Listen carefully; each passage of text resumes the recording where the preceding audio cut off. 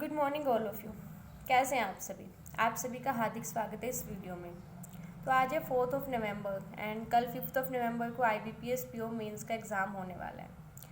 इतना टाइम से आपने इस एग्ज़ाम के लिए प्रिपेयर किया है एंड कल फाइनली आप जितना भी आपने सीखा है उसको आप अप्लाई करेंगे। तो कुछ भी ऐसी गलतियाँ मत करके आइएगा कि जिससे बाद में आपको रिग्रेट हो कि मैंने ऐसा क्यों ही किया, या मेरी इस बेवकूफ़ी की वजह से मेरा ये क्वेश्चन मिस हो गया, या कुछ ऐसा हुआ कि जिससे आपका एग्ज़ाम ख़राब हो गया। क्योंकि बहुत से स्टूडेंट्स ने ये IBPS PO के लिए अप्लाई किया था, उसमें से कुछ ही स्टूडेंट्स हैं जो प्री क्वालिफाई कर पाए हैं, उनमें से आप भी एक है। एंड आपका कल मेंस का एग्ज़ाम होगा एंड मेंस के लिए आई नो आप सभी ने बहुत प्रिपरेशन की है। तो उस प्रिपरेशन को अपनी छोटी छोटी गलतियों की वजह से ऐसा नहीं होना चाहिए कि आप एग्ज़ाम टाइम पे उतना अच्छे से अपना आउटपुट नहीं दे पाए हैं। तो आपको काफ़ी चीज़ों का ध्यान रखना होगा, बहुत बेसिक चीज़ों का ध्यान रखना होगा। एंड सबसे पहले तो मैं यही बोलूँगी कि आप अपने एग्ज़ाम सेंटर पे बिल्कुल टाइम पे पहुँचिएगा। टाइम से आधा घंटा पहले ही पहुँचिएगा, कुछ मार्जिन रख के जाइएगा। एंड ऐसा ना हो कि आप एग्ज़ाम सेंटर पे लेट पहुँचे हैं उसके बाद आप पैनिक कर गए हैं, ऐसा नहीं होना चाहिए। तो एग्ज़ाम सेंटर पे पहुँचने का जो आपको टाइम दिया गया है उससे आधा घंटा पहले ही आप पहुँचिएगा। सेकेंड थिंग इज़, जो भी डॉक्यूमेंट्स लेके जाने हैं उनको आप आज ही रेडी करके रख लीजिए। ऐसा ना हो कि आपको याद ही नहीं है क्या डॉक्यूमेंट लेके जाने हैं, कल आपको एग्ज़ाम सेंटर पे पहुंचना है एंड सुबह सुबह आप अपने डॉक्यूमेंट्स को रेडी कर रहे हैं, ऐसा नहीं होना चाहिए। डॉक्यूमेंट्स को रेडी कर लीजिए। एंड कुछ स्टूडेंट्स अभी बहुत ज़्यादा कल के एग्ज़ाम को लेके डर गए होंगे, स्केर्ड फील कर रहे होंगे, तो ऐसा मत करना, इससे आपके हेल्थ के ऊपर काफ़ी इफ़ेक्ट होगा। तो उसको थोड़ा सा, मैं बोलूँगी नहीं कि बिल्कुल भी डरो मत, ऐसे मत हो, क्योंकि डर तो लगता ही है। जब मेरा IBPS PO मेंस का एग्ज़ाम था मुझे भी काफ़ी डर लग रहा था, लेकिन उसको अपनी हेल्थ पे ज़्यादा मत आने देना, क्योंकि हेल्थ बहुत बहुत ज़रूरी है इस टाइम पे। क्योंकि अगर आपकी हेल्थ ख़राब हुई तो आप अपना उस एफिशिएंसी के साथ एग्ज़ाम में अपना आउटपुट नहीं दे पाएंगे। तो अपनी हेल्थ का बिल्कुल ध्यान रखिएगा। एंड वहाँ जाने के बाद जब हम बैठते हैं एग्ज़ाम सेंटर पे, तो क्या होता है कि सॉरी, जब हम अपने कंप्यूटर स्क्रीन के सामने बैठते हैं तो हम कम से कम 1 से 1.5 घंटा पहले जाके बैठ जाते हैं। एंड उस टाइम स्टूडेंट्स क्या करते हैं कि आसपास वाले स्टूडेंट्स के साथ बात करना स्टार्ट कर देते हैं।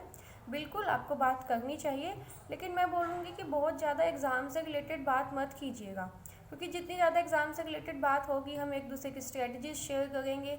एंड उस टाइम पे क्या होता है कि अगर हमको किसी दूसरे स्टूडेंट की स्ट्रेटजी थोड़ी अच्छी लगी, या फिर हम थोड़ा सा इम्प्रेस हो गए उसकी स्ट्रेटजी से, तो हम क्या करते हैं कि उसकी स्ट्रेटजी हम अपने एग्ज़ाम टाइम पे अपने क्वेश्चन को अटैम्प्ट करते टाइम अप्लाई करने का ट्राई करते हैं। तो वो बिल्कुल गलत होगा, क्योंकि जो उसने स्ट्रेटजी बताई है वो आपने एक बार भी पहले यूज़ नहीं की, आपने कभी भी मॉक टेस्ट में उसको अप्लाई करके नहीं देखा, आप सीधे एग्ज़ाम में उसको अप्लाई करें तो वो बिल्कुल आपका एग्ज़ाम ख़राब कर देगी। ऐसी गलती मत करना।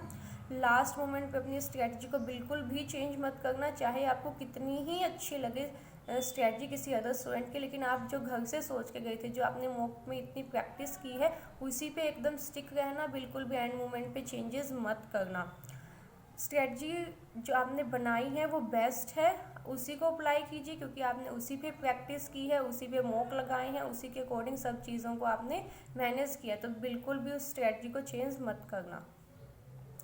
एंड नेक्स्ट थिंग इज़ कि जब भी हम एग्ज़ाम देते हैं तो क्या होता है कि कोई भी क्वेश्चन है, जैसे कि हम सोच के गए हैं कि हम ये पर्टिकुलर क्वेश्चन करने वाले हैं, एंड एग्ज़ाम टाइम पे हम वो क्वेश्चन नहीं सोल्व कर पा रहे, तो कुछ स्टूडेंट क्या होता है उसको अपनी ईगो पे लेके बैठ जाते हैं कि इतना सिंपल क्वेश्चन है, ये तो मेरा फेवरेट टॉपिक है, ये कैसे नहीं सोल्व हुआ, इसको तो मुझे सोल्व करना ही है, एंड उसके पीछे बहुत ज़्यादा टाइम दे देते हैं। ऐसी गलती नहीं करना, किसी भी क्वेश्चन को अपनी ईगो पे लेके मत बैठना। आपने ऐसा किया तो वो आपका क्वेश्चन बहुत टाइम लेके जाएगा, ऐसी गलती नहीं होनी चाहिए। एंड इवन बहुत बार क्या होता है कि कुछ स्टूडेंट्स घर से सोच के जाएंगे अपनी स्ट्रेटजी, एंड एग्ज़ाम सेंटर पे क्या होगा, जैसे ही आपका एग्ज़ाम ओपन हुआ कोई बहुत ही अलग टॉपिक का इजी क्वेश्चन आपको दिखाई दे गया, एंड लग जाएंगे उसको सॉल्व करने के लिए कि हाँ ये इजी क्वेश्चन है, मैं इसको कर सकता हूँ, ये हो जाएगा। वो क्वेश्चन स्टार्टिंग में डाला ही इसलिए गया था कि ताकि वो आपको ट्रैप कर पाए, तो उस ट्रैप से आपको बचना है। जो स्ट्रेटजी आप सोच के गए हैं उसी पे स्टिक करना है, क्वेश्चन को ईगो पे नहीं लेना है। आप बढ़ते जाइए, जिन क्वेश्चंस पे आपको लगता है कि लगता नहीं है। इनफैक्ट जिन क्वेश्चंस को आप पहले मॉक में अटैम्प्ट करते थे वो सोल्व हो जाते थे, उन्हीं क्वेश्चंस को कीजिए। इनफैक्ट अगर वो क्वेश्चन भी सोल्व नहीं हो गए विद इन द टाइम तो आप आगे बढ़िए, ईगो पे लेके मत बैठ जाइए। एंड बहुत से स्टूडेंट्स क्या करते हैं कि 2 नंबर का क्वेश्चन है, 1 नंबर का क्वेश्चन है, उस चीज़ में अटक के रह जाते हैं। मैंने अपना एग्ज़ाम दिया था, मैंने कभी भी इस चीज़ पे ध्यान ही नहीं दिया ये 2 नंबर का है या 1 नंबर का है, क्योंकि ऐसे करने से क्या होगा कि हम हमेशा कोशिश करेंगे कि 2 नंबर वाले को ही सोल्व करें। एंड 2 नंबर वाले क्वेश्चंस, ऐसा नहीं बोलूँगी कि सभी क्वेश्चंस बहुत डिफिकल्ट होते हैं, डुएबल ही नहीं होते हैं, नहीं बिल्कुल डुएबल होते हैं। इनफैक्ट कई बार तो ऐसा होगा कि ज़्यादा ईजी भी मिल जाते हैं हमको, लेकिन वो बहुत ट्रिकी होते हैं। अगर आपने 1 नंबर वाले क्वेश्चन छोड़ दिए और 2 वालों के पीछे ही हैं, लास्ट में पता चला वो सोल्व ही नहीं हो गए, तो आपके अटैम्प्ट्स बहुत कम होंगे एंड वो बिल्कुल आपका एग्ज़ाम ख़राब कर देंगे। तो आप एग्ज़ाम दें तो उस टाइम पे जो क्वेश्चन के नंबर हैं कि 2 नंबर का है, 1 नंबर का, उस पर ध्यान मत दीजिएगा।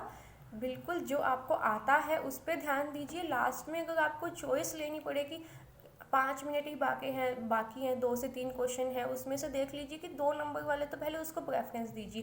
लेकिन स्टार्टिंग में ऐसा मत कीजिएगा। जो चीज़ आती है, चाहे वो 1 नंबर की है, 2 नंबर की है, आप उसको कीजिए। सिर्फ 2 नंबर वाले क्वेश्चन के पीछे मत भागिएगा, वो बहुत बड़ी गलती होगी। एंड नेक्स्ट थिंग इज़ कि करंट अफेयर का जब हमारा सेक्शन ओपन होता है उसमें काफ़ी टाइम हमारे पास होता है, क्योंकि 35 मिनट्स होते हैं, 30 to 35 मिनट्स, एंड 40 क्वेश्चन हमको करने रहते हैं। तो वो तो विद इन हम 10 to 15 मिनट्स कर लेते हैं, हमारे पास 25 मिनट्स मतलब रिमेनिंग टाइम रह जाता है। तो उस टाइम को आप डिस्क्रिप्टिव के फॉर्मेट राइटिंग या फिर उसको आप यूटिलाइज कर सकते हैं। इवन मेरे साथ क्या हुआ था कि लास्ट ईयर एग्ज़ाम में कि मैंने लेटर राइटिंग के टाइम पे सब्जेक्ट ही नहीं लिखा। सब्जेक्ट लिखना मैं भूल गई, मेरे माइंड से स्किप हो गया, क्योंकि जो क्वांट सेक्शन था जस्ट पहले डिस्क्रिप्टिव से, वो इतना ज़्यादा टफ आया था कि अभी मैं उसके सदमे में ही थी कि डिस्क्रिप्टिव ओपन हो गया, मेरे को विद इन टाइम करने में पैनिक कर गई उस टाइम पे, एंड मैं सब्जेक्ट ही डालना भूल गई। तो अगर आप करंट अफेयर के सेक्शन को यूज़ करेंगे, फॉर्मेट लिख लेंगे, तो आप ऐसी गलती नहीं करेंगे, क्योंकि आपको ये पता होगा कि एटलीस्ट ये चीज़ें लिखनी है। तो उस टाइम जो मैंने गलती की वो आप मत कीजिएगा। आप एटलीस्ट देख के तो कर ही पाएंगे, हम कोई चीज़ देखेंगे तो हमें याद आ ही जाएगी कि अच्छा फॉर्मेट में ये सब चीज़ें भी थी। एंड इवन मैंने डिस्क्रिप्टिव में ये मिस्टेक की कि मैंने सब्जेक्ट भी नहीं लिखा, तो भी मेरे 17 to 18 मार्क्स आए। मैं बिल्कुल अपना स्कोर कार्ड आपके साथ शेयर करूँगी। एंड उसका मेन रीज़न ये था कि मैंने अपने वर्ड काउंट्स पे बिल्कुल ध्यान दिया, उनको कंप्लीट किया, एंड कोई भी मैंने स्पेलिंग एरर नहीं होने दी अपने एंड से, ग्रामेटिकल मिस्टेक्स मैंने नहीं होने दी। जितना मेरे को लगा मैंने उस चीज़ को ठीक किया।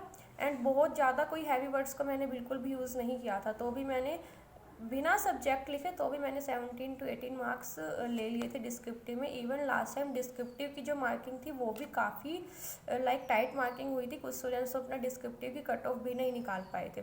तो बेसिक चीज़ों पे ध्यान दिया था तो भी मेरे डिस्क्रिप्टिव में काफ़ी अच्छे मार्क्स आ गए थे। तो मेरे को कल के एग्ज़ाम के लिए बस यही बोलना है कि बहुत ज़्यादा लोड मत लीजिएगा। एंड आज 4 नवंबर है, बहुत ज़्यादा भी स्टडी मत कीजिए। जो चीज़ें करंट अफेयर का कुछ रिवीजन बाकी है तो थोड़ी बहुत वो कर लीजिए, या फिर बिल्कुल बेसिक सी चीज़ें कीजिए। एंड शाम को तो बिल्कुल रिलैक्स हो जाइए, एंड कल तो बिल्कुल भी पढ़ने की नीड नहीं है, जो आपको करना पसंद है वो कीजिए।